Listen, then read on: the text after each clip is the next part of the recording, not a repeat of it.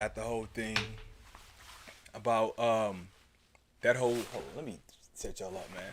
I never got that whole situation in regards to the because the whole Katy Perry situation to me was funny, and the reason why I say that is because and I'm gonna share everything to the socials here, and if you're just tuning in, we'll get set up here, but that whole Katy Perry situation to me is funny because there's nothing about that case like there was nothing about that song that sounded similar. Right. You They're feel what I'm saying? correlated. Yeah, Right. like but It's like, whatever. what are we doing right now? Man, fam, I don't even know. It Like is somebody just had it out for Katie. well at that time Dark Horse was a huge record, and I mean it was so huge. Like Juicy J was already on the run, on Hmm. not the run, on a run. I don't want this misquote. Somebody here that be like, wait a minute, what did he say again? Yeah, nah. He was already on a run, and then next thing you know, you got two megastars that are, you know, it's. I mean, it is what it is. We'll talk about that in a quick second. But how you doing, Theo? Tell me what's going on in your world. Man, I'm blessed, man. You know what I'm saying? These classes is moving smooth. Just got my new setup going. Everything is moving real smooth on that. So I mean, I'm feeling truly blessed this week. I'm trying to level up, upgrade, and make things happen on the back end for real, for real. All right, so we're gonna go through this again. Okay, because we spoke about this before, so I want to, like I I said, had I the want to best. make sure. I had the best with you. I had the best with you. Let's do that again. Theo, tell us about your week. Oh, that's always funny. But no, in all seriousness, the week's been amazing. I mean, my classes have been going great. I'm really gunning, thinking I'm about to hit this A. And again, if you're tuning in for the first times, I know I talk about this every week. I'm currently in my master's program for communication. So shout out to that situation. Education is everything. As far as a business standpoint, things are always going smooth. As I was saying before, I just got my new podcast set up so I can move around town. But I'm feeling really good because, as you were saying before, the camera situation is looking amazing, as well as the audio situation in comparison to the previous episodes. It's definitely putting in work. So we're definitely rocking this week on the right direction. For sure. So, thank you for that. But that's not quite what I meant. What I meant was, would you mind telling everyone exactly what you're studying? Why should the Oh, artists that are tuning in care? oh, okay, It's all right, okay. people. I'm gonna get a media train. I'm gonna get everyone. Him. I'm gonna get Rivers, Nico, Shannon, Chris, everybody. But come on, let's try it again. Okay. So, for those who want to know what I'm studying, currently I'm studying master's in communications. My emphasis is in public relations, but my specialty is music business consulting, specifically in music publishing and all things correlating. So, in the interest of my master's, basically, I'm learning about all things communication as it correlates from digital marketing to public relations to mass media as a whole. So, just basically think of me as your back end hub when it comes to business information from a communication standpoint. That's hard. Now I'm interested. Now I definitely need to reach out to you. You know what I'm saying, to help me set myself up because I'm an artist and I'm trying to get out here and I'm trying to make it pop, man. So I definitely need to reach out. We need to work, man. We need to collab, bro. That's what I was looking for. That's good. So that's good to hear. As far as me is concerned, the week's been good. I tell you why the week's been good. The week's been good because last night I took a night off. It was That's amazing. nice. This is what I did. This I know I'm getting older. I sat in bed, I put my phone out, Hmm. and I watched old YouTube videos of drummers doing remixes, and I fell Oh, asleep. man. Watch the passion and said, all right, it's time to lay it on in. Yo, listen, to y'all, to a lot of y'all watching, that may be like watch game, and you're right. I'm here to tell you, I don't care. That shit was lit. That shit was super lit. Do you hear me, Duh, it's Hans Nobi. sucker? All right, let's get into some stuff. So a lot of stuff. well, actually, it wasn't really that much of a newsworthy week. Actually, it wasn't a lot of things moving. Not in comparison to last week. Yeah, no, last week was a little too lit. So we got some stuff, man. We definitely want to touch base on. So let's see. So you started last time. So what I want to start, actually, let's start on the Kanye West stuff. So let me actually pull that up Oh here. man, Yeah, I actually want to pull that up because I think I gave the wrong information, and you actually cleared something out for me. But I want to touch base in regards to this whole situation with Ye about his stem player, not, or rather just Donda 2 just in general, not qualifying for the Billboard chart. Now, to my understanding, I thought because just on MRC data that you don't qualify for Billboard. So let me get so for the artists just tuning in, we're gonna keep reintroducing this podcast a little bit. Make sure you hit like and subscribe. But what I wanted to touch base on was the reason why I said the whole MRC data is artists, if you're not aware, whenever you want your music to be registered with Billboard, all you have to do is go to Nielsen SoundScan, or you can Google MRC data. You can register your music, which Theo helps you with when you hire Room 380 to work on your record. And that lets the Billboard charts know about your streams. The qualifications to get on a Billboard chart is if you have enough streams to qualify from anywhere from 500 to 600 album sales in a week. So if you drop on Monday and you, let's say, how many streams would that be? Would that be what, 3 million? 4 million streams? that's a great question. I'm not even gonna sit here in front. In that case, we gotta go ahead and pull up them numbers. How many streams equate in album sale to a sale? So there we go. So according to chart data, shout out to chart data, 150 streams equals one track sale. So if we were to do the math and you want to do 500, so that's 500 times 150. So you only need 75,000 streams on your album or your single to qualify to be on a Billboard chart. Now, that doesn't mean you will get on the Billboard chart, but that's a cost of entry. So you hit, 76, 77, and you're just over the tip, you would actually register to be on the Billboard chart. Now, the thing is, because the whole thing with Mark One Music, they found out, then I found out that was on Billboard, but the record that Magic had worked on. But in regards to this deal, do you get like an email, or you just look and you're just like, oh shit, I'm on the Billboard chart? You know what? I'm gonna be honest. I'm gonna have to double back and check on that one because. Oh, what happened to you? No, my water keeps spilling. Anyway. I want to say it's been a while since I've been in a charting situation. I do apologize. I would like to say from a communication standpoint, they do send you notice, but I'm gonna have to double check on that one just to make sure nothing has changed. Yeah. We said we like to be current with information. So shout out to anyone who's in the conversation right now in the comments. If you do have that information at this very moment, definitely drop that in the comments. Well, it's just one person watching. They're being a weirdo. So anyway. For the future. for the replay. Okay. Oh, I'm still going to send those screenshots. I'm actually going to start pulling them up. I think I might even pull them up live as far as people commenting on the podcast. But anyway, so there's that. So going back to what I was saying originally. So I thought because there's no MRC data for Donda 2 that it doesn't qualify for the Billboard chart. But you're saying this has something to do with bundling? Yeah. So as they say, per Pitchfork, what they've been reporting in regards to the issue is that it's basically breaking their bundling policy.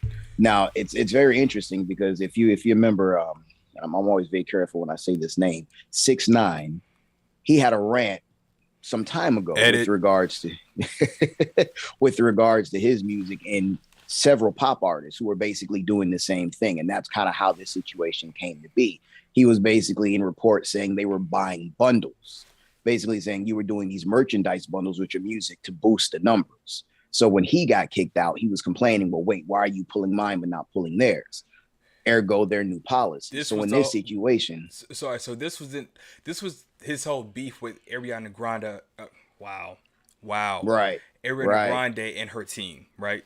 Right.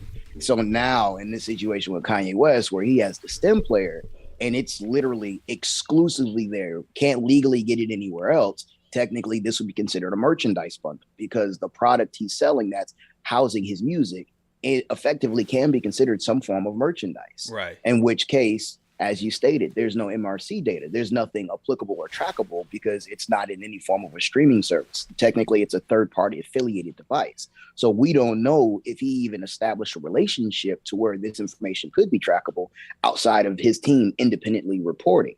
But before we even get in that direction, they're saying, yeah, no, we're not going to do this specifically because you're not playing fair ball with everyone else. You're basically saying, yeah, you want to pull the money, but the problem with you wanting to pull the money is that you're housing it in one space that no one else can access. So I got plex with that.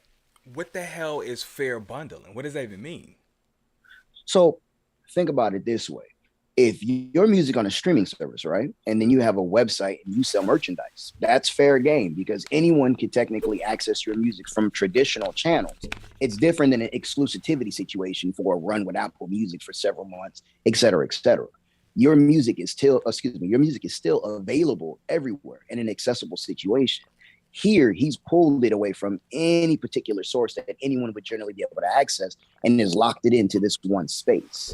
So they're basically saying, hey, we can't do that. That's not a part of our policy. In a lot of senses, one would say it's anti-competitive.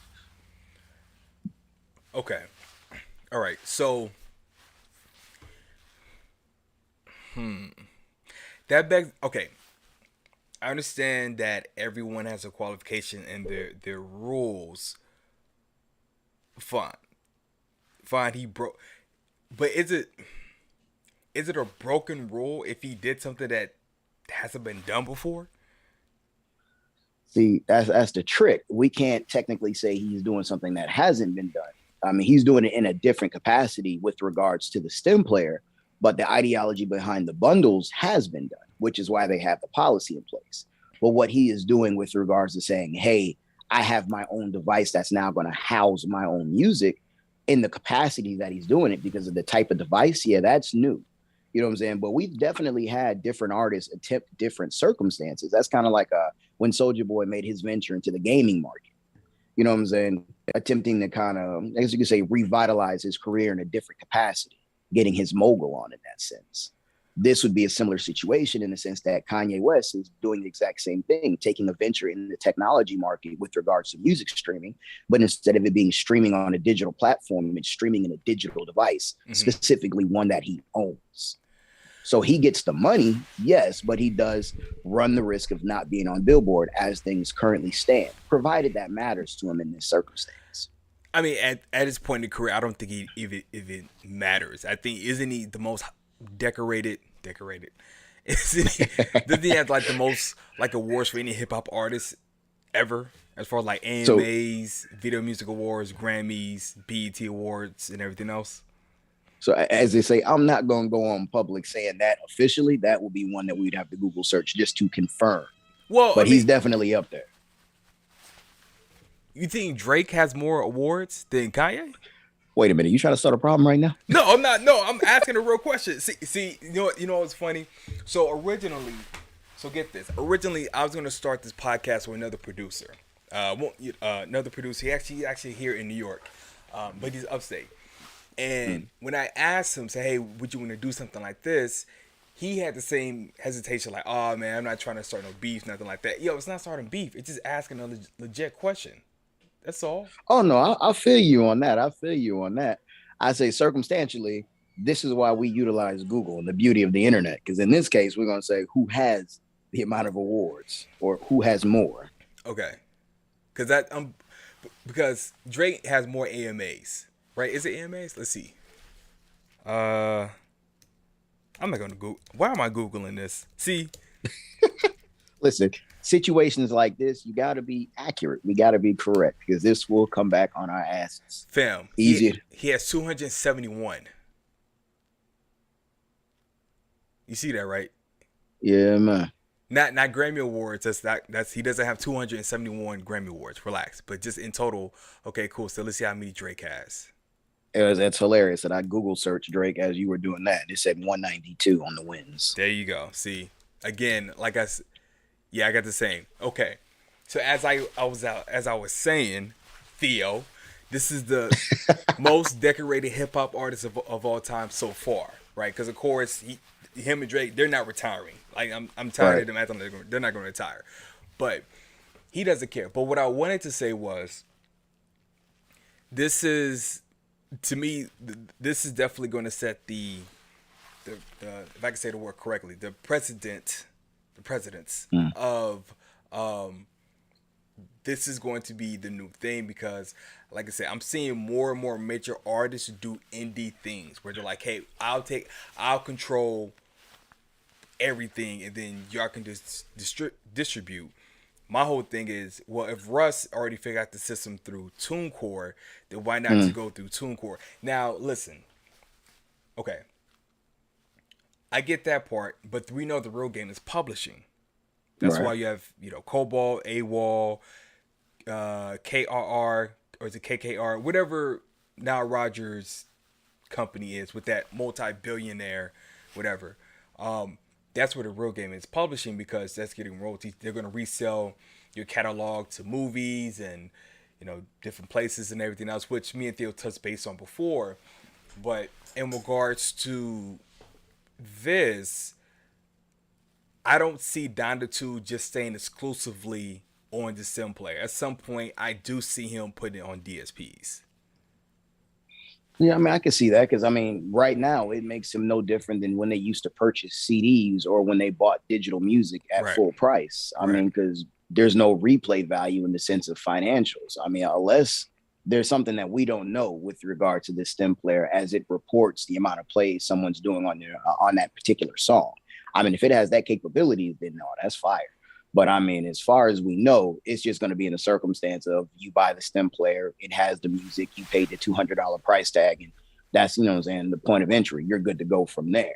I mean, that was literally the difference between digital music in the sense of full price versus streaming. It's like the calculation of, okay, you may not get that full 99 cent, or excuse me, the label may not get that $1.09, and you get whatever the percentage you had negotiated with regards to that was. Now, you're getting cents on the dollar, but it's repetitive in the sense that as long as they're playing past a certain point on your record, money is going to be flowing. You know what I'm saying? So, I mean, it's an interesting circumstance. In his case, of course, he stands the opportunity to make more money because, again, $200, 10,000 stem players. Oh, yeah. I mean, he's in a win. Without question, he's in a win, provided it didn't cost anything crazy, with regards to getting the whole process set up. You never know these back end situations. Yeah, for sure. Plus, with that sim player, again, I could see him selling that sim player like an iPhone. Yo, if you want Big Sean's new album, if you want Pusha T's new album, for those who already have it, you can, pay $10 or $20, whatever, for the new firmware update for the old one, but you can get this new one for like, this stem player 3.0, but you can get it for like $199 or, whatever else you decide. I could definitely see that happening for sure. Yeah, I mean, it's definitely going to be a niche market in that sense. Now, the downside to what you were saying earlier with regards to that same behavior and other artists trying to do indie things is like Kanye's first to market with this particular situation. So it's only going to be a few more people who can really break in on this type of situation and truly turn a profit in the same capacity. Because, I mean, we've already been in the market where you had high-end MP3 players. You know what I'm saying?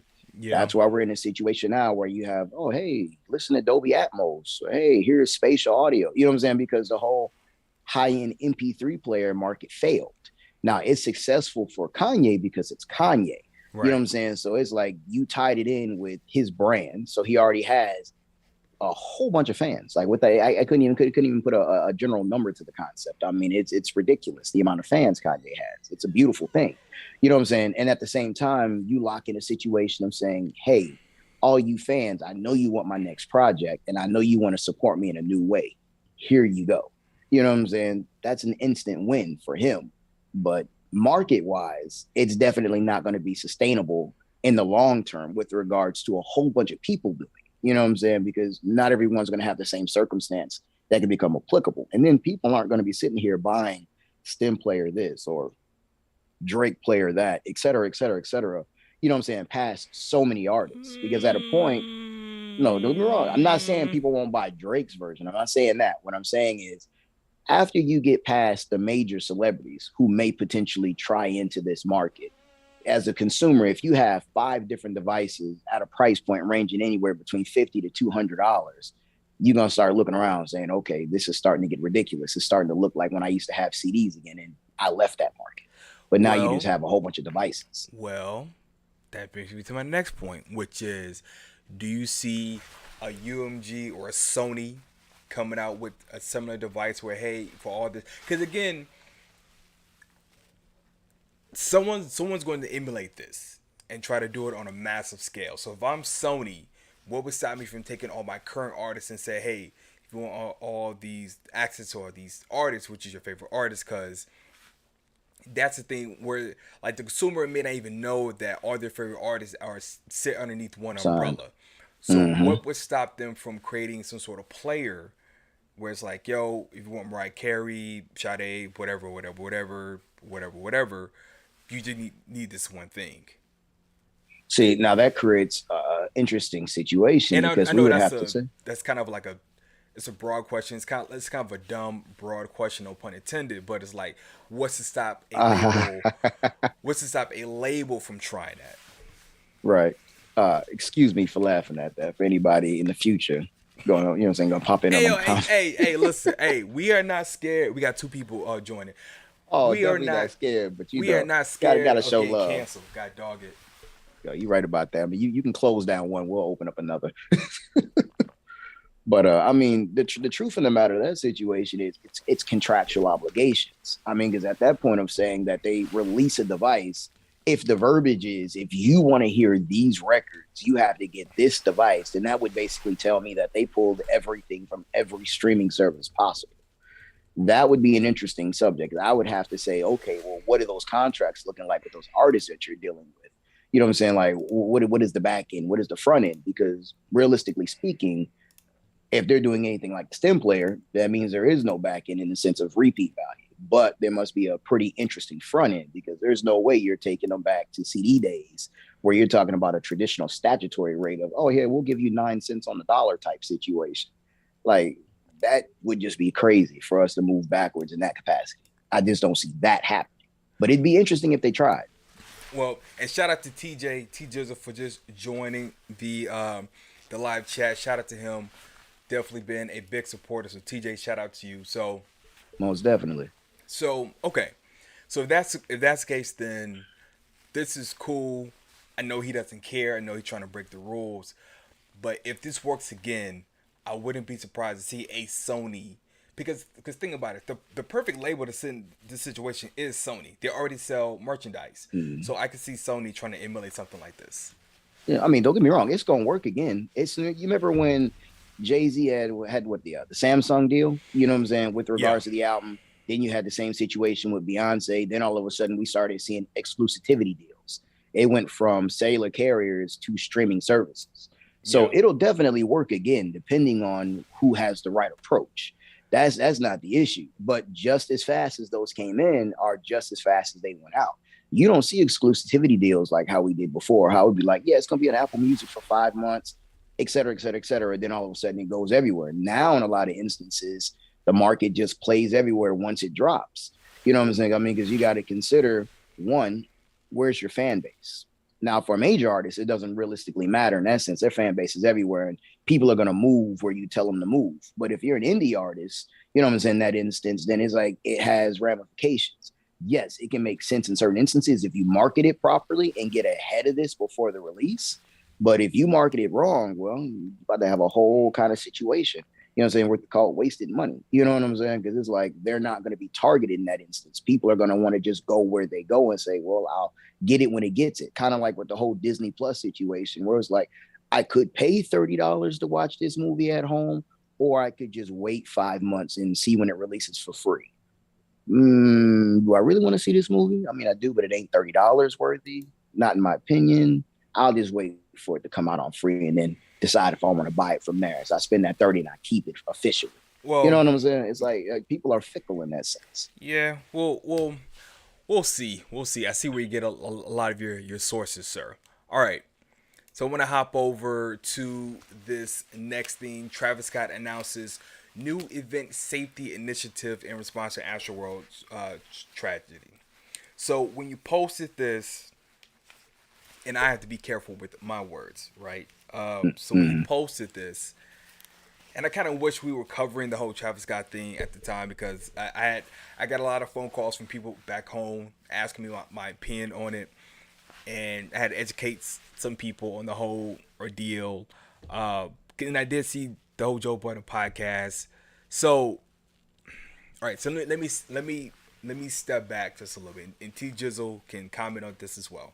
All right. So I do want to say one thing that has not been said, at least not from what I saw, and I'm pretty sure it's been covered by someone from Houston. But I'll say this.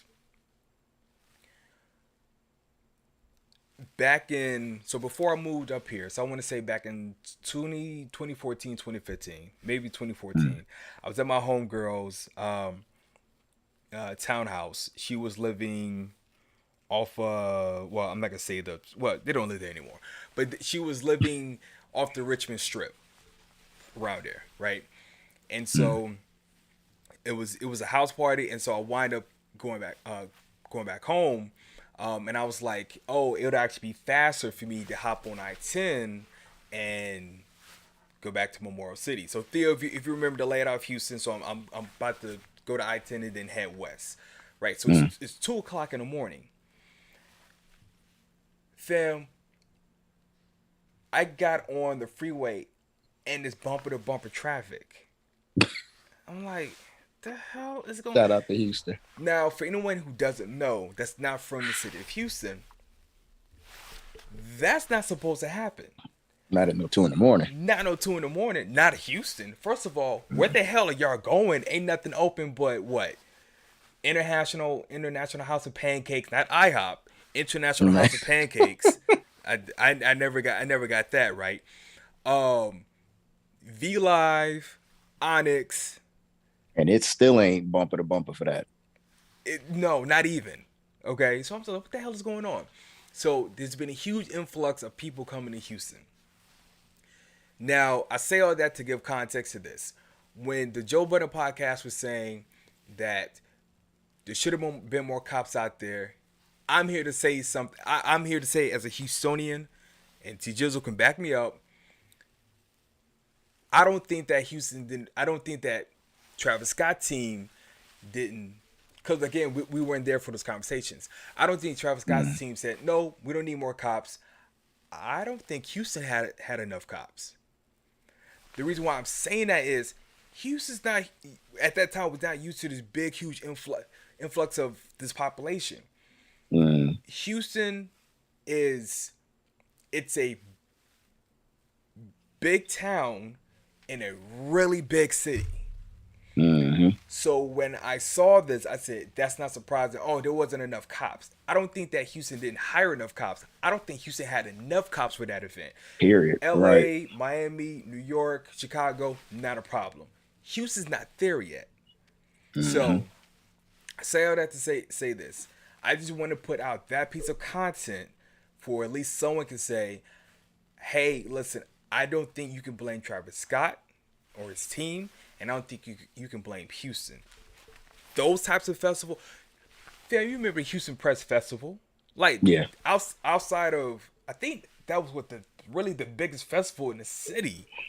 Yeah, and that was maybe what? Let's keep it a buck. Maybe 35,000, maybe. Yeah. If you keep it in a buck, they're not used to 150,000. That's not a thing. You see, that's the problem. People see the market area of Houston and what's going on, and they say, "Oh, they got land, space, and opportunity."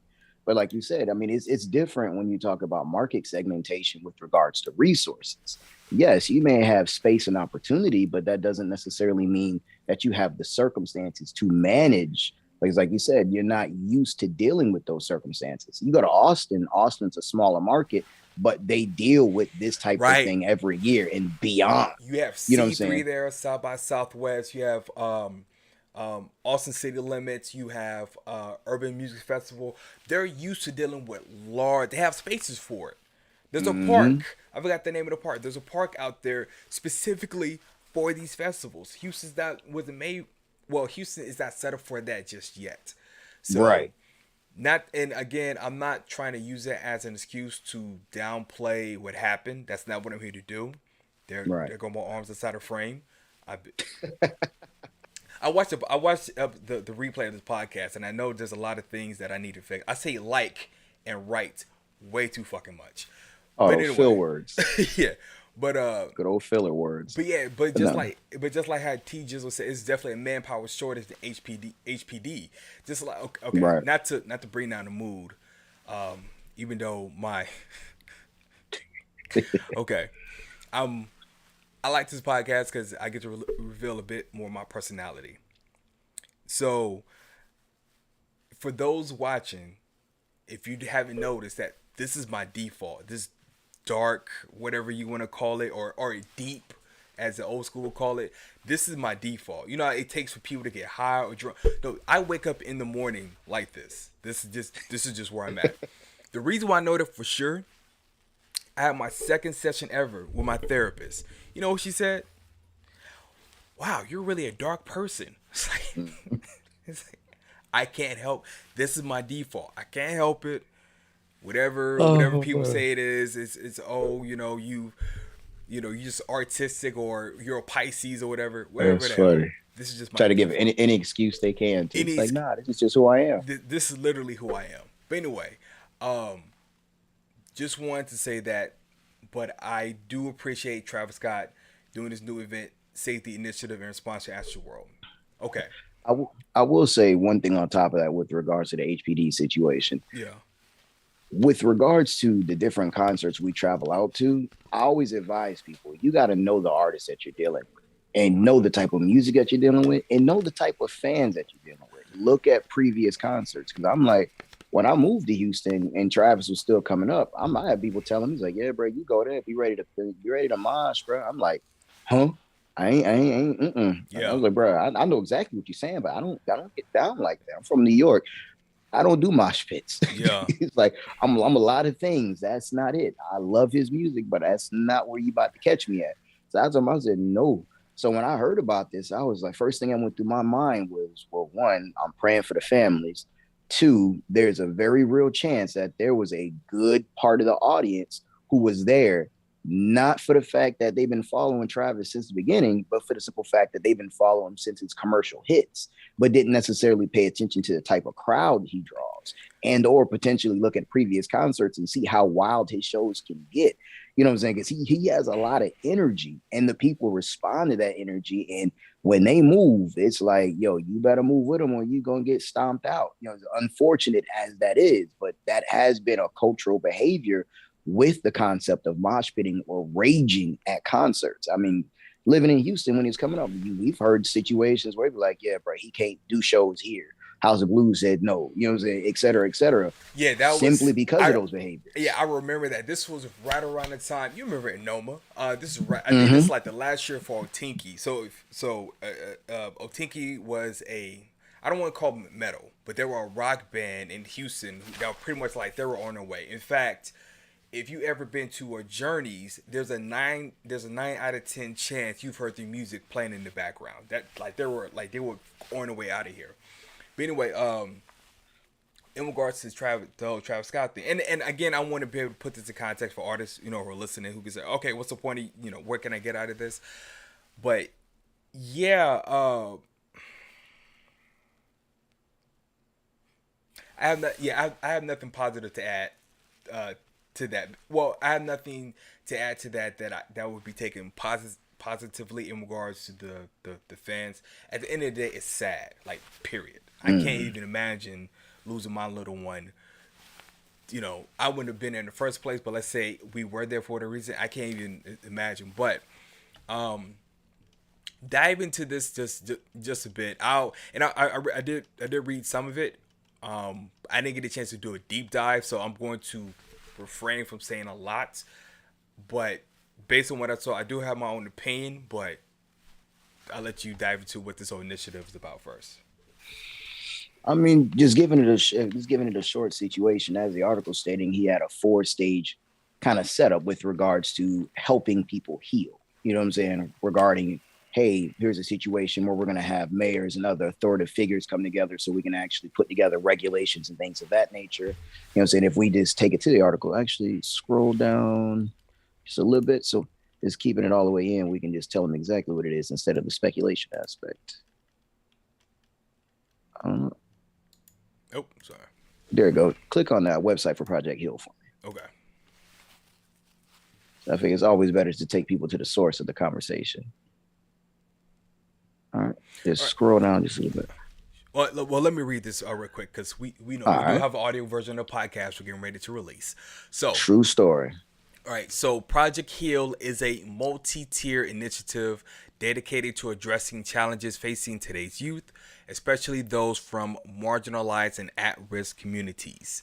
In conjunction with the Cactus Jack Foundation, Project Heal unites initiatives ranging from academic scholarships, free mental health resources, a creative design center, and a first ever tech-driven solution for event safety. These efforts independently and collectively aim to solve challenges and overcome issues impacting the youth community. All right. Now that's fly.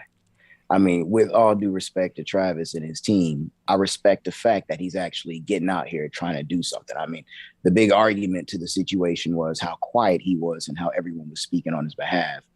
As his team stated, he was mourning. Of course, everybody takes these types of circumstances differently. Some people go extremely quiet and it takes time. Some people get incredibly vocal. So shouts out to him finally kind of getting on his pedestal and saying what we're doing in regards to this. I mean, starting with the scholarship fund is always a blessed way to take care of circumstances and try to do things for the community. Yeah. You know what I'm saying? Like, I definitely appreciate the effort for sure. And you know, the sad part about it, and I guess it's just me as a creator or as an artist, which is something I have to accept that that's something that I am. But I would love, and this is raw and honest, I would love to see this not affect the energy at his shows, because that's what you went there. It's just that it was poorly managed. That's not a common thing at his shows. I know I did see a lot of content where they were like, oh yeah, it ain't a much, but listen, might get hurt, this, that, and third. Okay. Hip hop community. There used to be a venue in Houston called the Engine Room. It's right off of San Jack in Midtown Houston, not too far from the ACC downtown campus. I went there to see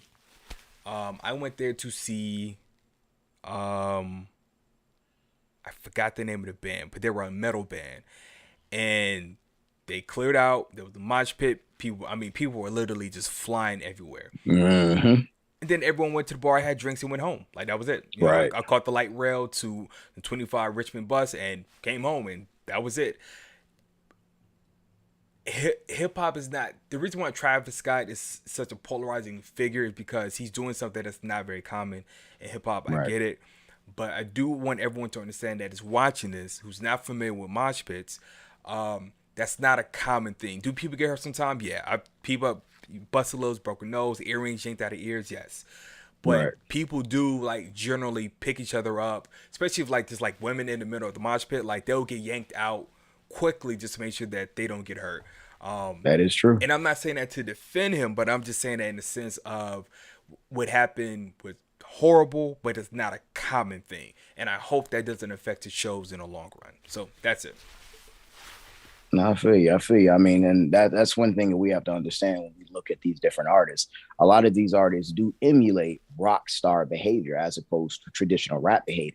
Mosh pitting is one of those, you know what I'm saying, type of behaviors that are emulated. As you said, I mean, it can get ugly sometimes, but not ugly in the way that we would traditionally think, like at a hip hop concert. Oh my God, somebody's about to start shooting or it's about to be an issue. It's literally they get rocking and rolling, it gets rowdy, but everybody's cool at the end. You might have got hurt, but hey, you'll pick yourself up or somebody will help you up, provided it's just not straight crazy. In the instance of that concert, it was beyond the definition of a collective energy. It was just a crazy circumstance considering the amount of people there. So, I mean, like you said, I mean, in the overall circumstance of it all, it is sad. I definitely hope it does not affect his energy negatively. Yeah. I mean, definitely hope that it, how do you say, inspires circumstances on how we can manage the situation better to make sure in instances where we're in different markets, as we stated before, that is not used to that type of crowd audience size wise, that we can figure out ways to break that situation up to make sure we never get to that stage. So new management techniques, which is what he was identifying in that, how do you say, that point 4 there. So I'm curious to see what that situation looks like. Yeah. And for like the artists that are watching, and you know, if you're dealing with big crowds, I mean, y'all know. I mean, y'all know if you see if it gets too wild and everything else, like try to manage it. And you know, again, it's not common, but it is very unfortunate. So shout out to Travis and his team for making that initiative for sure. Yeah. I will say that does bring a point, like you said, as an artist on stage, don't be afraid to wield your power. You have the mic. They came to see you, especially if it's your concert. So if a situation starts going down, I know in a lot of instances we're in the zone. So we may not always be akin to what's happening directly in front of us. Some people go into that space, into that moment. But on the off chance, if you do see something or if you're made aware of a circumstance, don't be afraid to wield that power, shut it down and be like, yo, we're not rolling until this is getting resolved. There's nothing wrong with that. So let me ask you a question, and then we'll get off of it. But I'm asking a question. Is the artist responsible for that energy? So if, let's say, 2 people decide to get rowdy and they rile people up to sort of mosh pit, should we put the accountability on the artist? I know some people say like, yeah, it's my show, but is it default to the artist? I would say that's circumstantial. I mean, because for example, in the case of Travis Scott, we know the history of his music tends to incite mosh pits because that's just the nature of his music and his performance. Now, should we put the blame on him in regards to someone dying? I wouldn't say I'm just going to put all that blame on him because there's a lot of circumstances around that. There's a lot of moving parts, as well as, I mean, the whole situation with the history with Live Nation and previous concert circumstances where there has been other recorded deaths with other artists that were not mosh pit style. You know what I'm saying? So, I mean, there's a lot of moving circumstances there. But if you're in the instance and you see something's happening and you just allow it to continue and no one stops it, then I could see where someone would be like, well, wait. You are aware and you're just letting that shit roll. Like you just heard a gunshot go off and you just kept moving instead of saying everybody get down or everybody get out.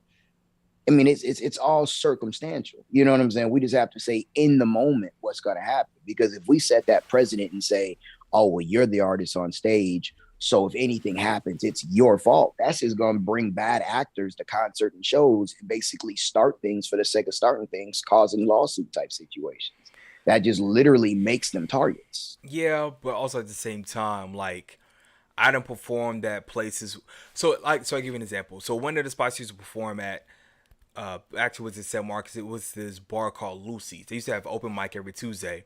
And there was a situation where I was on stage and 2 guys got into a fight toward the back of the venue at the bar. I don't think my music did that because I don't think that at all. But let's say the 808 hit the right chakra or whatever else. I didn't feel like resonation is real. Yeah, I didn't feel like I was responsible for that. So I think it's 50-50. I think it's great if an artist takes an initiative, but at the same time, like, I'm not about to sit here and just default to, you know, hey, this is your fault. At least not me. Right.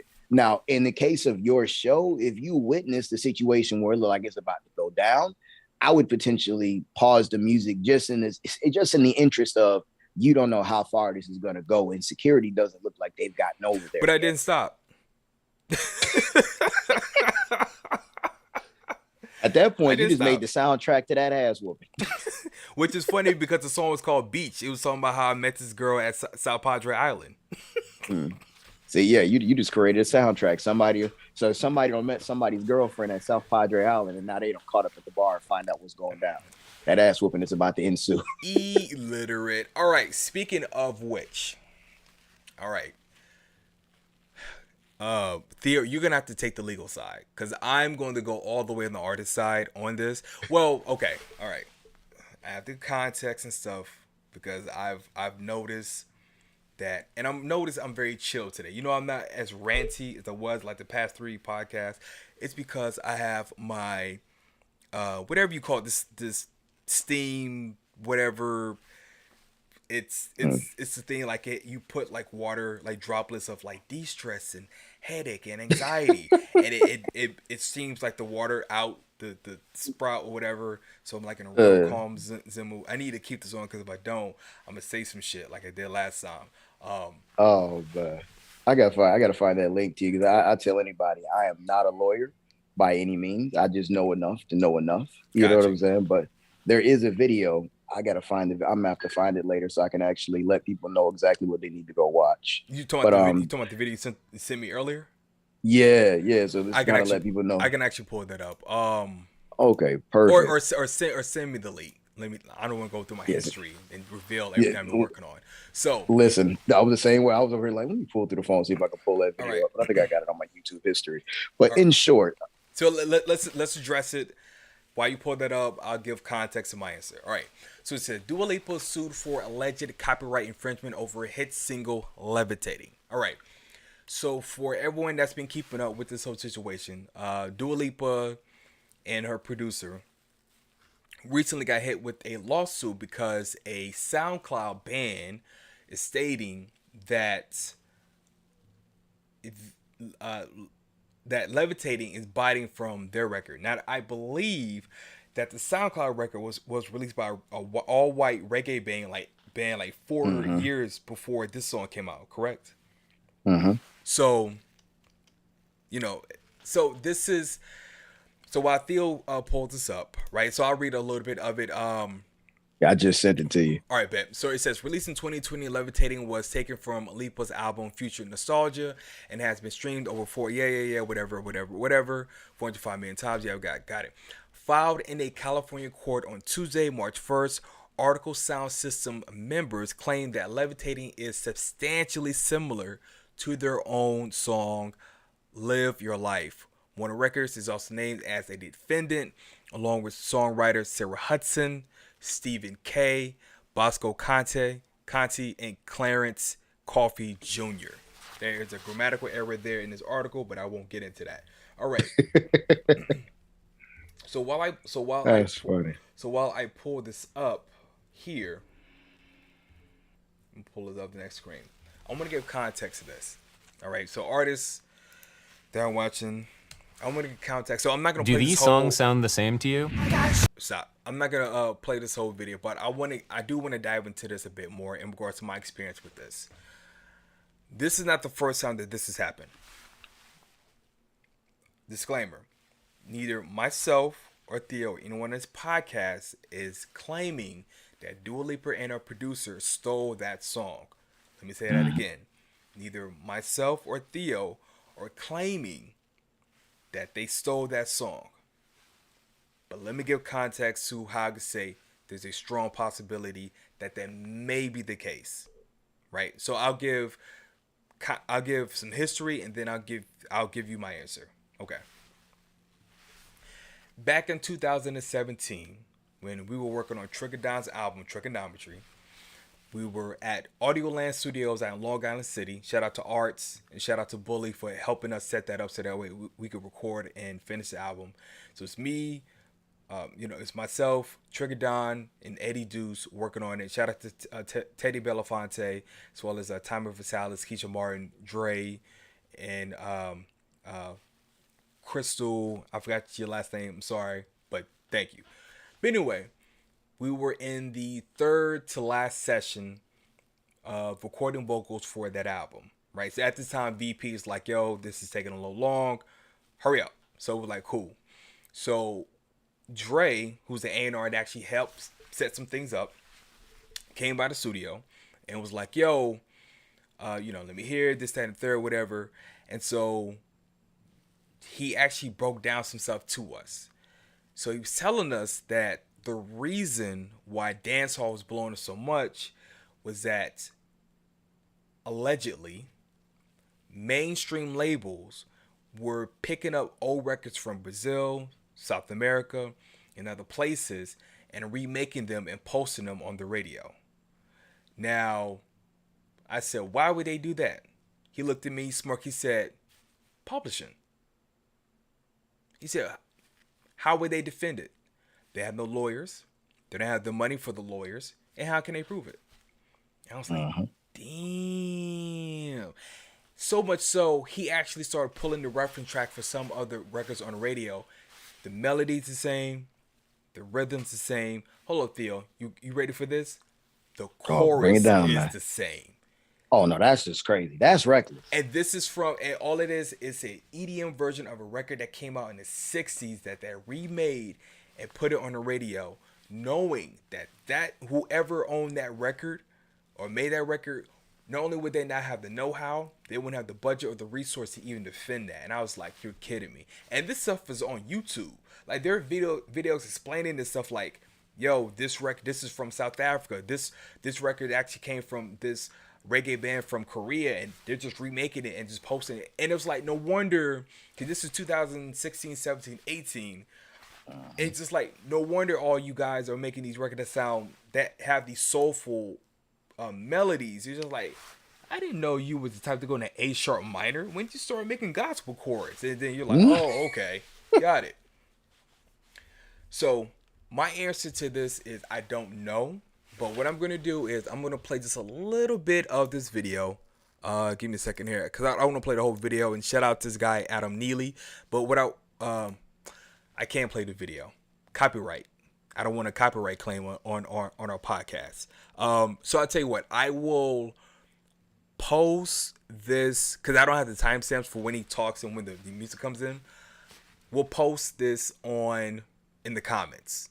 Right, so I'll just pin this and I'll post it in the comments. Basically, what this guy's saying. I will say this, because I'm actually was watching the video for a brief moment with the sound off. He actually does do a very good job with, I don't even say closed caption, but just, how do you say, adding text in this instance, just to kind of identify specifically what he's saying. Yeah. You know what I'm saying? So in a lot, if you follow music in a lot of instances, you'll catch what he's saying without necessarily even hearing the audio. Because right now he's talking about measures here. And he breaks it down like, yo, he'll say like, yo, this is 5, it's 4. This is 5. This is the 4th chord. This is the, the one is such and such. And he even breaks it down so much so that I didn't know that originally this whole riff came from Outkast. It even dawned on me that this is Rosa Parks. These two came from this, and he breaks it down like, yo, fam, Outkast came out with this riff first, which is Organized Noise. I'm just like, yo. But see, the crazy part, he even takes it further back, talking about the actual style set being the Charleston, and Charleston, what that actually looks like written. You know what I'm saying? And then showing artists like Michael Jackson, et cetera, who's used that same measure. You know what I'm saying? With minor adjustments, tempo adjustments, et cetera. You know what I'm saying? To basically say, if they win this case, then there's going to be a whole new precedent with regards to how Article Noise can get sued for the record they position after they get this money, if they get money from this situation. This is dangerous. Now, the reason why let me get your face off of here, because you look like a third person. It's getting weird. This is dangerous. And I'll explain why. The reason why this is dangerous is because it kind of goes into the whole thing with like the Nicki Minaj, when they play like a snippet of the record that was going to make her album but didn't, and then she almost got sued for that.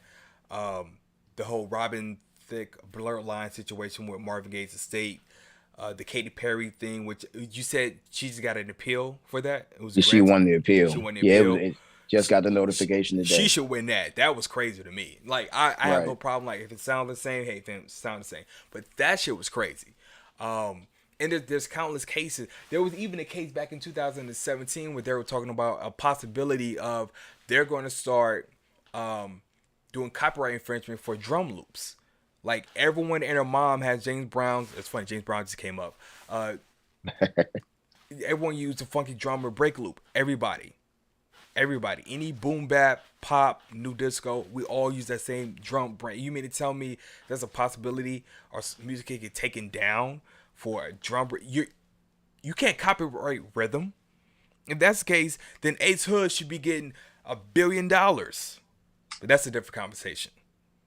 Let's see, but that's a circumstance of what they're looking at. Because I was reading an article a little ways back where they're talking about in these cases, it's coming to a point where they're saying if something feels the same, has the similar groove, they're coming in circumstances where they're winning cases. You know what I'm saying? But I mean, it presents the conversation that when you deal with certain genres of music, you know what I'm saying, a lot of the stuff has the potential of sounding the same because various people are either sampling the same stuff, you know what I'm saying, or potentially, as we saw here, utilizing similar chord progressions. You know what I'm saying, and just making adjustments. So let me say, making like, go ahead. Yeah, I was gonna say. So this is why this is crazy to me. You just said the perfect word for the perfect segue: chord progressions. Fam, if I play a Taylor Swift song, so Taylor Swift, a lot of her songs either start in the 4 or 6. So if I say, let's say G minor, and I play 6 5 1 3, whatever. You mean to tell me if one of her songs is in 6 5 1 3, I can get sued? That's crazy to me because like I only have 12 keys. That's it. I only on this piano here. On this keyboard I only have 12 keys. So if you're gonna do that, then you might as well just shut the whole. Just shut it or that's hey we've made every single type of music you possibly make unless we make new keys, which is not gonna happen. Exactly. Need a whole new piano with about give me about 200 more keys because we're gonna need this to go the long way. Then you gotta start making that Star Wars weird music you heard in like Tatooine and shit. So like I mean they could start using instruments from other countries. That's about as smooth as it's going to get at this stage. But even then you're talking about a chord progression. So for every producer like myself that does some sort of reinterpolation of a chord progression or melody, I'll say myself, I've taken a Sade melody, put it in totally different key and BPM. It's like, oh, this is dope. If you're gonna tell me that that's enough for me to get me sued and the song taken down, okay, cool, fine. But if I go and make something totally different, but somebody that released a gospel record or a disco record or something, either from 1970 to 1997 or whatever, can claim that, hey, that sounds like mine and there's some sort of similarity and my stuff can get taken down, fam, you're going to open up a Pandora. Like, if that's the case, take down all the Diddy stuff, take down all the Hitmaker stuff, take down the who else was known for doing that? Like, take down all, like, hip hop is done, R&B is done, trap house is done, future bass is done. You're gonna kill everything Travis Barker's done. Ariel Graham, hey, nice knowing you. You about to go broke. Like, what are we doing, fam? Like, see, I think the trick between I think the trick between hip hop and pop in that is hip hop has been known since the beginning to sample. So it was just a matter of but pop does it too. True, very true. You know how many reiterations of a Bill Withers record I done heard on the radio? Yeah, but that's the trick in a lot of instances though. With pop, you may hear it actually played outward. You may not always necessarily hear the sample itself like you will in hip hop. You'll hear the progression of them creating that exact same record. You know what I'm saying? But it's like hip hop. But that's interpolation, though. Yep. But that's what I'm saying. Like if you're doing that, if you can sue someone for interpolating your record, let's say it's the same chord progression, but it's a different key and different BPM and different instrument. Let's say it just has to hit those 3 marks, then fine. But make that like a thing. But if they win this, that. But that's the issue. That's what we deal with. The issue with law is interpretation, because there'll be instances where it's like, here are things that we know you can potentially sue for. You know what I'm saying? Because I mean, you go on Google and you look up copyright law. Any lawyer worth their salt will basically tell you copyright law can sometimes be a mess with regards to what it is and what it isn't, because there are standard things. But then at the same time, when you deal with judges in any legal capacity, there is always this thing called interpretation. You know what I'm saying? Interpreting the law as it was written, interpreting the law as it stands right now, based on the generation of music we exist in and how things are being created versus how it was created when the law was initially made. You know what I'm saying? And that's what I was reading the article, and they were talking about in instances of cases where they like, if it sounds similar in the sense that it has the exact same groove, then you potentially could be sued. You and that's an interpretation. But bro, think about that. You can't copyright a groove. Right. But that's the issue. Like there's no, okay. The reason why, so for those that don't know, so if I play, again, let's say 6-5-1, just a three chord progression on the piano, right? And someone says, hey, I need you to prove that you play that. There's MIDI information there in your DAW, whether there's Ableton, FL Studio, to even Audacity. Everything is being recorded. It'll show you, okay, cool, this came from either someone clicking it in or it was being played. Now, if it shows you drag and drop the MIDI in, then you're in trouble, right? And that's a different conversation. I'm not going into producer Twitter land, but that's another thing. But if you're doing that for a groove, so if that's the case, then if I do that drum pattern has been here since what, 2009, 10. So do we all owe Cardiac and Lex Luger royalty? Like some form of royalty, right? Some pub, is that what you're telling me? It's like no, I'm not saying that's what it is by any means, but I can tell you from what we're seeing in these legal cases, you know what I'm saying? It's a lot of interpretation, because the article I was reading was basically talking about that Blurred Lines case and basically what it's done to the music industry, especially in pop artistry, with regards to large artists creating hit records, simply because you run the risk of, oh, well, if I do this, and like you said, all of a sudden somebody from the 70s says, hey, this sounds like, or from the 80s, this feels like yada, yada, yada, yada, yada. I mean, anybody can take you to a court of law. If it'll stick, now that's the question. You know what I'm saying? But again, it's a matter of saying, is there a musicologist, some form of a music theorist, someone that can actually disprove or validate or invalidate exactly what's happening in that court of law? So here's, you know what I'm saying? So here's the reason why I think that Dua Lipa and her producer would not get sued. Here's the reason why. In regards to that, in the interview, the producer, we should know the producer's name, but he says he just got a new synth. He just got a new synth keyboard, analog. He opens it up, and that groove, first chord he plays is Levitating, right? So in that regard, you can't say it was MIDI, you can't say it was sampled. He actually played it. Okay.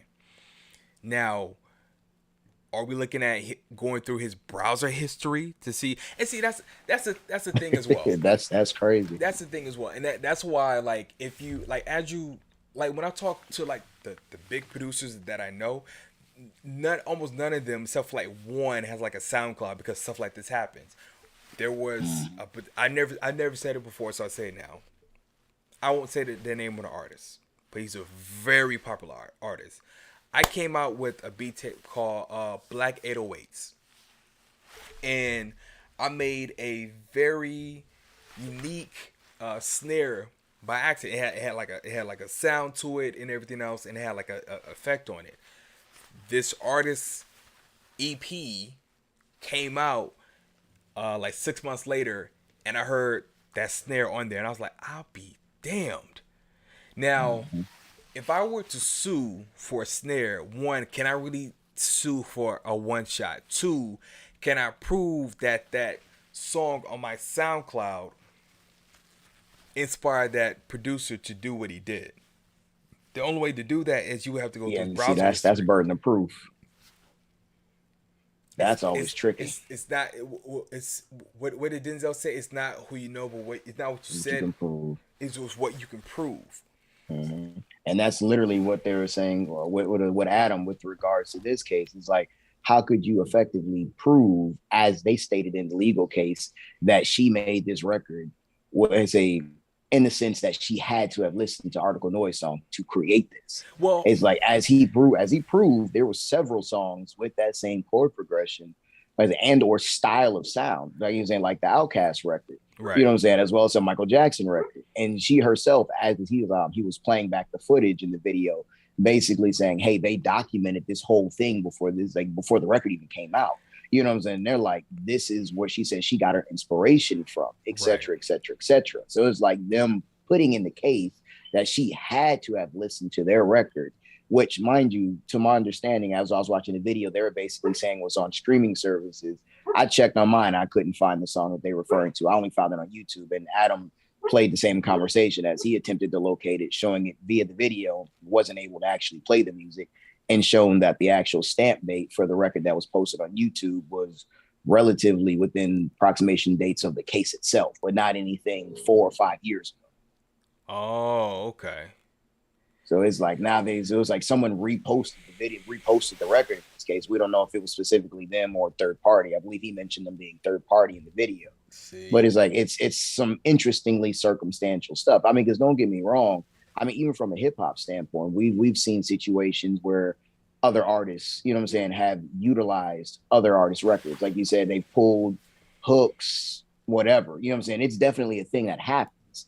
But in this particular case, the way they're positioning this situation, it definitely seems like they're about to sign themselves up for a massive L. Because like you said, if let's say hypothetically speaking, in a weird world, they somehow win this case. If Outkast even catches wind of this, you know what I'm saying, let alone Michael Jackson's estate, et cetera, et cetera. Fam, there's going to be a whole lot of situations that's going to come up. You talking about Babyface and L.A. Reid's money. People forget that. Mm-hmm. They going to do whatever it takes to make sure, man, what? Shout out to the Atlanta market. What? Boy, ATL stay together. They will take everything that they can. But I'm gonna keep my eye out on this case. It's kind of saying this, like, in a sense, you want as an indie producer, you want the underdog to win, but at the same time, it's just like, I kind of don't want you to win, because not in this nonsense. Yeah, because it's like, what happens? Because as my brand grows, let's say I get a hit record, I don't want somebody coming after me because they say, well, I released this 8 years ago and you had this this melody in the bridge, and it's just like, fam, I don't know. You have 30 plays on your SoundCloud. I don't know who you are. But that's the thing, though, is that a lot of these, okay, it's not a rant. But nah, man, I mean, it speaks to intent and energy. I mean, it's what they used to say about records. You put this in the universe with your energy, all of a sudden, it's not impossible for somebody to have a very similar, if not the exact same idea. It's a matter of execution. Not even that. So story time, right? And I'll put in the bracket story time. I want to tell you guys a story about how the New York scene here in New York, 2015, 16, and 17 was wild. Okay. How do I say this with protecting the party? Okay. So someone I knew, right? An artist I knew, was working with a very, very, very, very well-known artist and his entire camp, right? They're at studio, whatever, right? And so this is what sound like my blog now. Well, you know, protect the identities of all parties. So he's there. That's real talk. He's there, and they are going through producers' SoundClouds and remaking these records, so much so that allegedly some of those records came on artist A album. And it was a real big thing here in the city where producers were getting hired to remake other producers' records. And some went into ghost producing, and then a lot of them just like, I'm not doing that, because one, that's karma, and it's going to come back to me too if they ever find out. You gotta keep in mind too, like, the business is big, but at the same time it's small. The last thing I need is for, like, you found out I remade your record so that I can go get my plaque or my little publishing check, and you find me by myself, and now I got to deal with the like, I'm not doing that. What the You hell? feel Catch Me Outside. yeah, catch me outside, or like worse, like we both at the same level at the same event, but because this person likes you better, now I'm outside out, or I can't get into that. Like stuff like that really happens. Like you will Right. ruin your brand before you really get started by Mm-hmm. doing bullshit like that. I know people have gotten away with it, but keep in mind, we all know. Again, Right. I'm not Your saying any, reputation is the only thing you have. I'm not saying any names, but I'm in the know. So if I come across you and there's some sort of opportunity I can link you with, well, fam, I already know what you're about, so I'm not gonna link you with this because you may try to snake me, and that's the part that people Right. seem to forget. But whatever.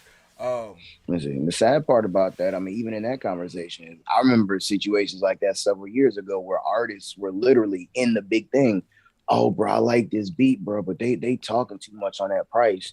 I'm gonna get my homie, he produced music. I'm gonna get him to remake this and then tweak it like this so it's more than my style. And it's like, are you serious right now? no, It's like if you there's a market for it.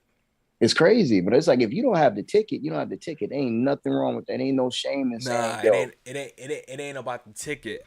That and that's boy, that's the thing. Okay, I'm trying not to go into a rant. This stuff's on the wear off, and it's not going. So that's probably why my energy's going back up.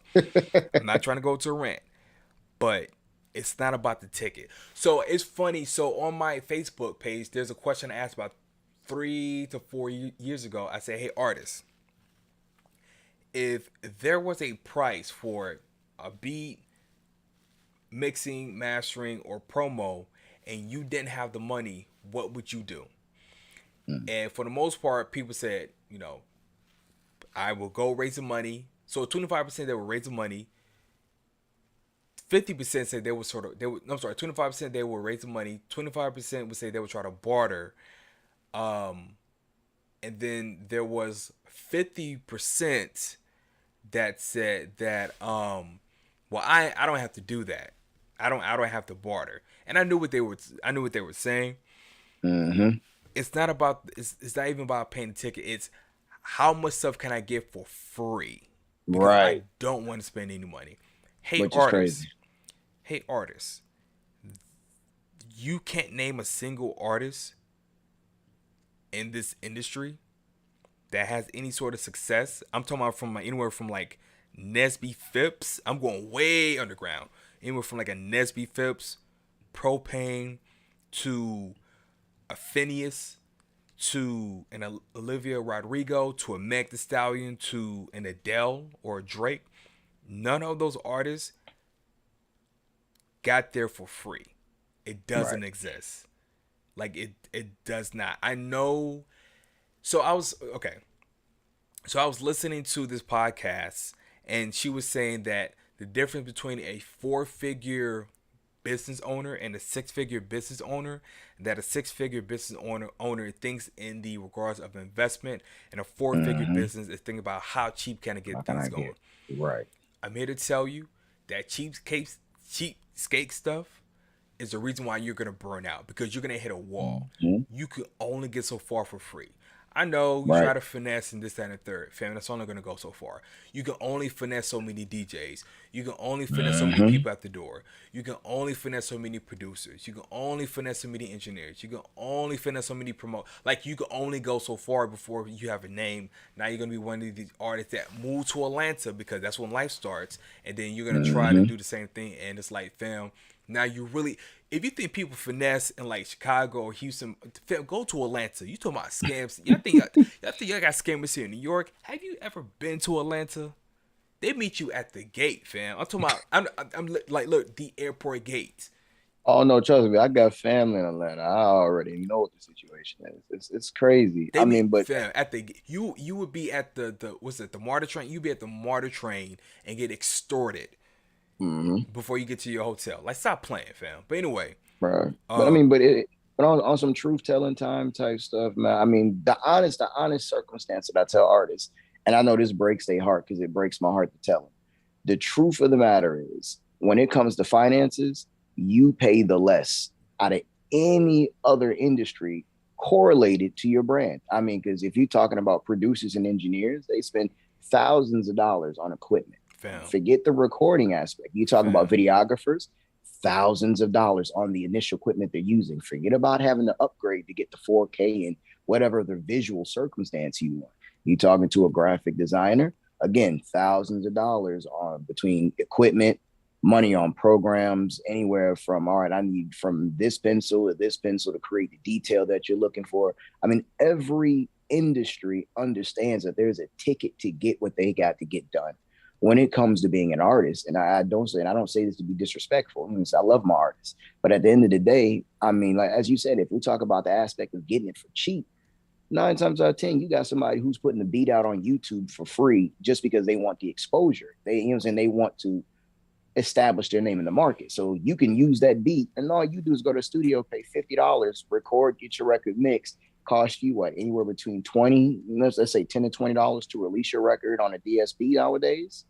And you got an opportunity to make money as long as you got your paperwork and everything set up properly. No, like see, it don't. we gotta stop that. We gotta stop. We gotta stop this narrative that all it takes is for an artist to release music and then that's the end. That doesn't. No, happen. I'm not saying that's the end. What I'm saying is, I as know a that. staging point. I know that, but there's still artists walking around thinking that all I have to do is just release it. That's how. Lord no. That's how I lost out on a record. Like I had to walk away from a record. There's a record out that I would never claim because the artist just put it. I was like, fam, it's not even mixed properly and whatever. But, Right. Yo, how do I say this? No. It's a mindset shift. Like for real. Like I know y'all love Freddie Gibbs and y'all Ellie Dollar and Russ and every other independent artist that's killing it. Fam, they spending money. Like you just crazy. It's not even just accept it. No, it's a mindset. Are you here to win? Actually, hold on. Let me break this down. Cause now it's coming off like I'm trying to be an a-hole. I'm not trying to be an a-hole. I just want you guys to understand something. If all you wanted to do was release a single, one, that the production gotta be on point. Period. Take it how you will. All right. 2, it's gotta be mixed. Like I'm not adding you to my playlist just because like, yo, I hate when y'all DM me, yo, check me out for what? Especially if I don't know you. For what? Check me out for what? What's gonna happen? You think like for what? Like that's the thing that bothers me is it's like that's how I know the difference between those of us that used to be out in the street passing out mixtapes and those of you that had never done that. Those of us that was gotta have real conversations. We had to have real fan. You had to have a mouthpiece. Let me tell you. So there was I went down. So back in Austin, there was a gentleman named Jonathan Clark who actually used to live right next to Greater Mount Zion Church, right off of 11th Street. And my boy Agent O somehow met Jonathan Clark. I don't know how he knew this, but Jonathan Clark used to be the marketing VP for Motown Records. Jonathan Clark was from the south side of Chicago. And when I say he was from the south side of Chicago, he was from the south side of Chicago, if you know what I mean. Okay. You know. You know what I mean. Okay. So let me tell you how I found a way to actually sell records as an independent. This is when I was like, oh shit, I'm actually making some money. So it's me, Agent O, and our friend Daryl, who went by the name of True Cinema, right? So we're sitting there, and we're talking to we're talking to Jonathan Clark or whatever, and he's like, tell me how you guys are marketing yourselves, this, that, because this whole thing is just marketing. That was his world, because he used to be the VP marketing for Motown Records, and so marketing, whatever. And so this is right around the time that Lawrence Fishburne's daughter had released a sex tape. Oh man! I'm going to give you context to this.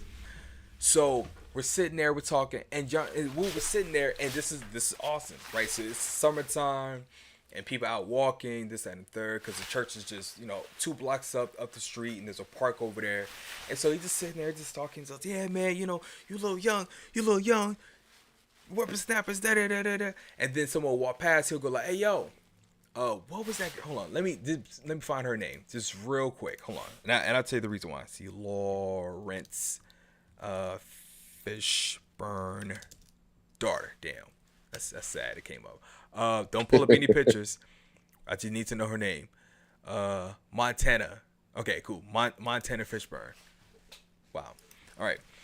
So we're sitting there. He's leaning against Agent O's car. I guess they had a relationship like that. So we're sitting there, and he's like, hey, we're talking, and then someone will walk by. He'll go like, hey, yo, let me ask you a question. You know who Montana Fishburne is?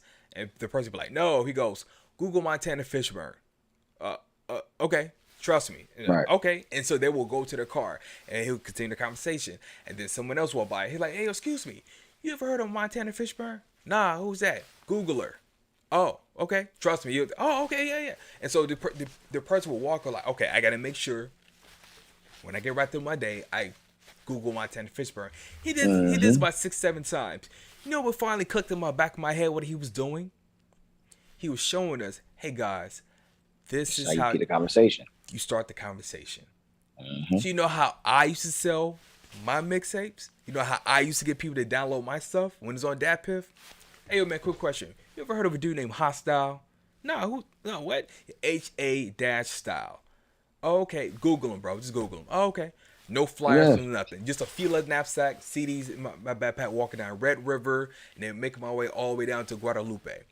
That's how I did it, right? Yeah, see, people got to understand from a marketing standpoint, if you're an indie artist, especially back then, when people are getting bombarded, they don't want to hear from you, oh, I'm an indie artist, because they already know it's a sales pitch. Right. But in the instance, if you just align with the aspect of music, like, yo, you ever heard of such and such? You look like you into yada, yada, yada. Instantly, you either going to have a, hey, they will talk to you, or nah, I'm good kind of situation. But you have more of a lining that they will talk to you simply because you're aligning with something they easily like to talk about, which is music. Most people do. Right. But here's the thing, though. That's my class. I understand for a lot of you, that is not your class, and that's totally okay. But let me tell you something real quick. Just put in a link just randomly to somebody who's never met you. Check my music out.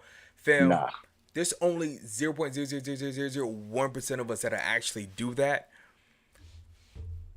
The rest people, that's how you get blocked and reported, because people don't care. Like genuinely, like people have gone on Twitter and asked, like, yo, does that ever work? You know what the answer is? Well, I mean, you gotta promote yourself somehow. No one's ever said, like, yeah, I've sold such and such albums, or I got this. Like, no one's ever said that, because it doesn't work. Here's what I'm saying, right? And that's kind of beating a dead horse. Here's what I'm saying. You have to start. The reason why we put out this content, the reason why we have this podcast is we want you guys to start thinking about this stuff differently. If you go back, I think maybe episode 7 or 8, I said, if I were to have dinner with would I choose between having dinner with Jay-Z or having a 500K? I broke it down what I would do. That's how I want you guys to think.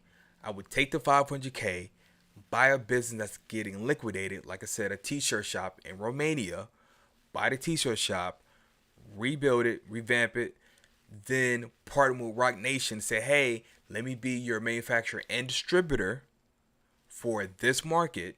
I'll sell it to you at this low price point. Now I'm a business partner for Rock Nation, which means I can meet Jay-Z on business terms. Now when I have dinner, I'm not losing money. I'm actually gaining it. Right. In fact, we may even find an opportunity to make even more money. That's how I want you to think. I want that to be your baseline. Not this whole thing of, it's a rant. Not this whole thing of so so listen to another podcast. I'm gonna say this last thing and then I'm gonna shut up, because I know I'm getting along with it. I was listening to the podcast and the young lady said something that was very profound to me. She says, you're not looking for answers. You're looking for someone to come help you. You're not looking for some answers. You're not even looking for someone to come help you. You're looking for someone to do the work for you. That's why when I get approached to be someone's manager, the answer is always no, because I know what it is. I ask a few questions and I know what it is.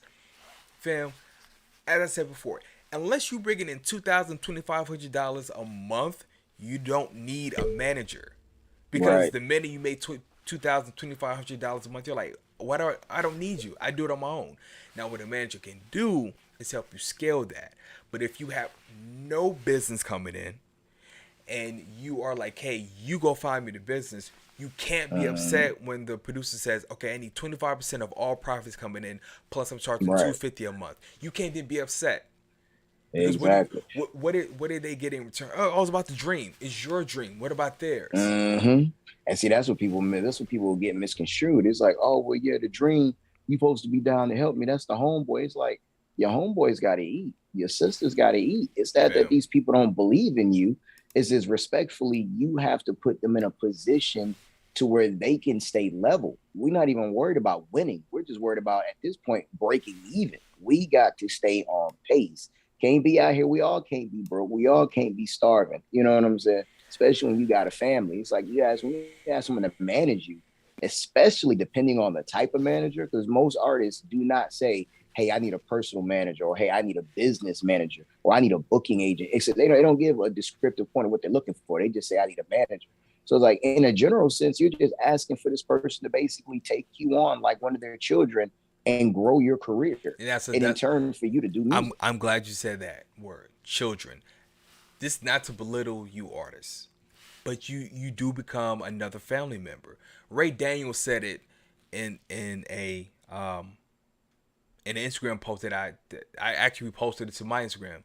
Fam, when you're asking someone to be your manager, you are literally asking someone, can you put yourself second and put me first so that way my career can blow up? Fam, do you know how daunting of a task that is? And if you're not serious, like, there are stories of managers beating the hell out of their artists in studios, like, for real. That's an actual thing where people are getting pulled off buses and beat on the side of the road because it's so much pressure to put somebody first that's not your family. Rick Barker said it best, and we'll end the podcast. Rick Barker said it best. He said, I had two choices. I could either go on the road and make $3 million and lose my family. Lose my wife. Or I can sell these courses, make the same amount of money, and do this from my bedroom. Right. That is a real. And $3 million, he's being kind. We're talking about Taylor Swift. He would make way more than $3 million. But her goal was to at least go gold, right? Which is 500,000 records. He told her, you want to sell 500,000 records, you have to meet 500,000 people. Fam, that is a daunting task as a manager, because as hard as that artist is working, sometimes you're even working harder. You got to understand what you were asking. And I'll be honest with you, bro. Even from a marketing standpoint, when you say one-to-one economics, technically, when you deal with anything like door-to-door salesmen, they'll say to get 10 yeses, you got to meet 100 people.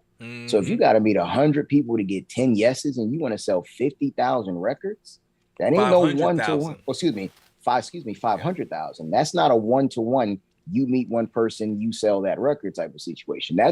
What he's basically saying at that point is, if you meet this person, you got to sell that person. You can't take no. Right. And that means you have to do that for every person you meet per number. So it's like, to scale, you're going to meet over 1 million people just to hit that 500,000 bracket, just on a cool situation. This is okay. This is why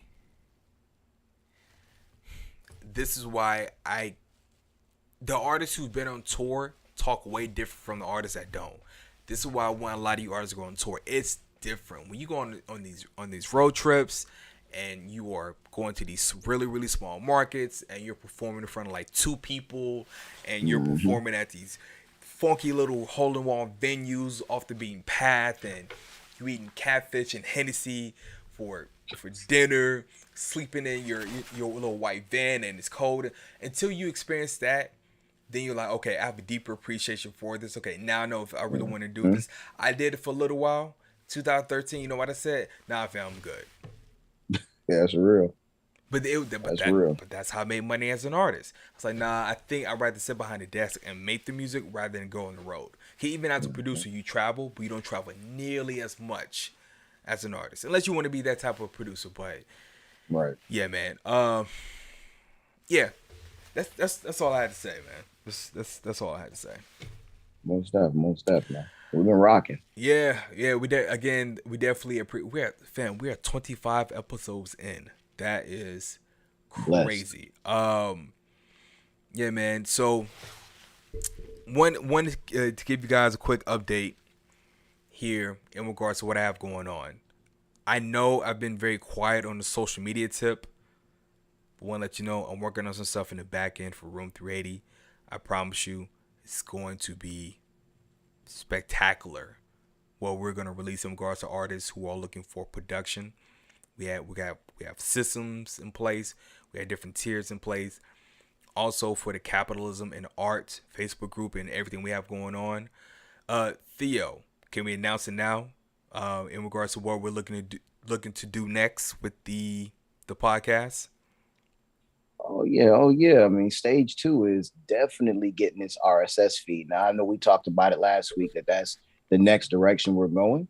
That's still the direction we're going. As Hans mentioned previously, that we are going to get this stuff on Spotify and Apple Music. I can't give you the date yet. You know, that type of stuff is under wraps, but that's definitely the next direction. So you'll be able to hear us and see us and hear us in instances where you like, I don't want to get on YouTube, but you definitely rocking with Spotify. You'll be able to pull up that Capitalism and Art podcast, get your information and get your party on. You know what I'm saying? Yes, sir. It's going down. Again, I appreciate everyone tuning in. I really did not know. You know what? I have to stop underestimating myself in regards to the type of content that I put out. I did not know this many of y'all tuned in. And just again, one second. I've had enough of this because I keep saying it. I keep saying it. Hold on, guy dog it. Give me a second. Let me pull this up. Got to get the mentions. Yeah, hold on, man, because y'all think I'm playing. We did say last week we we're gonna pull it up. Yeah, and I was like, oh, I want to protect the names. I don't care anymore because now this is getting ridiculous. That's Twitter. There we go. So I asked this question. So what do y'all think podcast so far since 23 episodes in? Shout out to Noonie Saint. He said, someone who's trying to grow as an artist and producer, I think your podcast gives me a lot more insight and information on how the music industry works and how to better navigate through it. Blessed. Thank Noonie Saint. Definitely thank you. Shout out to you. I told y'all I wasn't making this shit up. I'm not gonna do the DMs, but on Instagram and Facebook, I do have quite a few DMs from people saying they really like the podcast. I'll post and I'll block their name out and I'll post it. But in regards to that, the reason why I've been quiet is because I'm working on some stuff. I had a business coach tell me some information, so I got to rethink some stuff, so that way when we hit the ground running, you guys would definitely appreciate it. Theo, anything else before we sign off, man? I just tell them, man, you know what I'm saying? On the instance of knowledge and power, check out this new definition. I don't mean new as in it just came up. I mean, it's going to be new for you guys who haven't heard it. It is called Black Box Royalties. As we said before, get out on Google and make sure you Google that. Again, the term is Black Box Royalties. It is in relation to your money, and you definitely want to know what's happening with your money. And also in regards to the is it knowledge and power? No, knowledge and money. Knowledge and money. We are working on a segment. It's going to be sort of a wiki for you guys. We can look up some of this information. So that way you can have it on just in your pocket. So that way you can look it up. Like I said, man, with this podcast, we all about empowering you guys. So that way you can actually. Oh, is this the wrong? No, you're good. Actually, I was going to tell you, it's funny because I always see this and I forget to mention them. Mm-hmm. If you look at that second link there where it says, what are uncollected royalties? Song Trust Help Center. Now, don't get me wrong. This is not one of those sponsored, I'm paid by Song Trust to say this or anything of that nature. Cut the check. But I'm always about giving artists resources. And when I say this one site, is there a music publishing administration company? Music Publishing Administration Company. And when I say they are probably one of the only companies I've seen that has deep public resources, as in they give you a lot of information for free. A lot of this stuff is either behind paywalls or in someone's textbook in a classroom. So they are giving you a lot of information for free. I would highly recommend checking out their website for their services. If you have someone else, just check out the information that they provide for you as a creative. Trust me when I say you will not go wrong. Yeah, for sure. And it's all good. At some point, we are going to be sponsored. I see it. But again, we want to give you guys some game, man. But anyway, we're going to wrap up, man. It's Thursday. It's 10:35 Eastern Standard Time here in New York City. It literally went from, I kid you not, Tuesday I was walking around in t-shirt and jeans going to my favorite bodega. The next day I was wearing a hoodie, jacket, and it was snowing. I'm not making this up. You can Instagram it. It Oh yeah, happens. it got a storm coming too. Yeah, so it's like that. But yeah, man, definitely appreciate you guys tuning in. Make sure you hit like and subscribe. Much love. Take